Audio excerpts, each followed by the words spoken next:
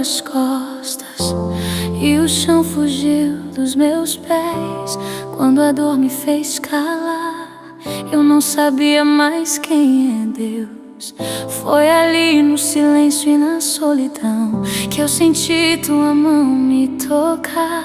Sem palavras, sem explicação, tua presença veio me abraçar. Mesmo quando eu não vejo, mesmo quando eu não sinto, tua voz me chama e me diz: filho, eu ainda estou aqui. Ele ainda está aqui. Quando o pranto quer me consumir, Ele ainda está aqui. Mesmo quando eu deixo de sorrir entre lágrimas e dor, Ele estende o seu amor. Jesus, meu abrigo e meu lar, tu nunca deixas de me amar.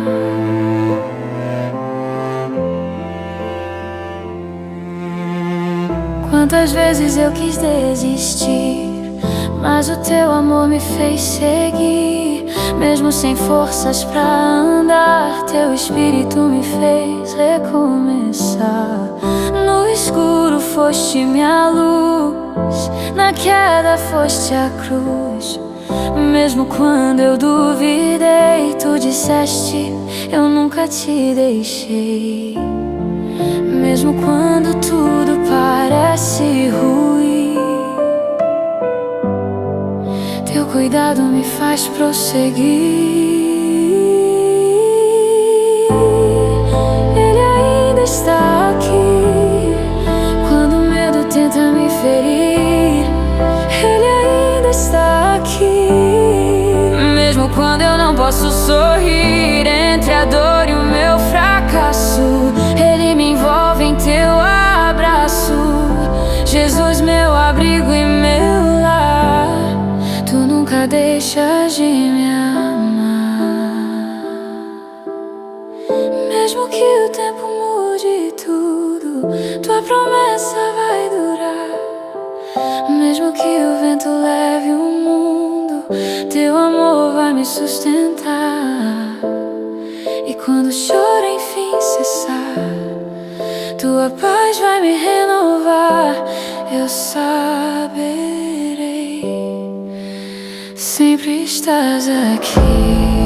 Ele ainda está aqui. No silêncio Ele fala por mim. Ele ainda está aqui. Mesmo quando eu deixo de crer assim, entre o ontem e o amanhã, tua graça me sustentará.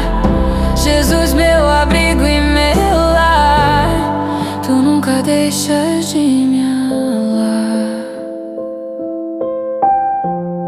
Tu nunca deixas de me amar.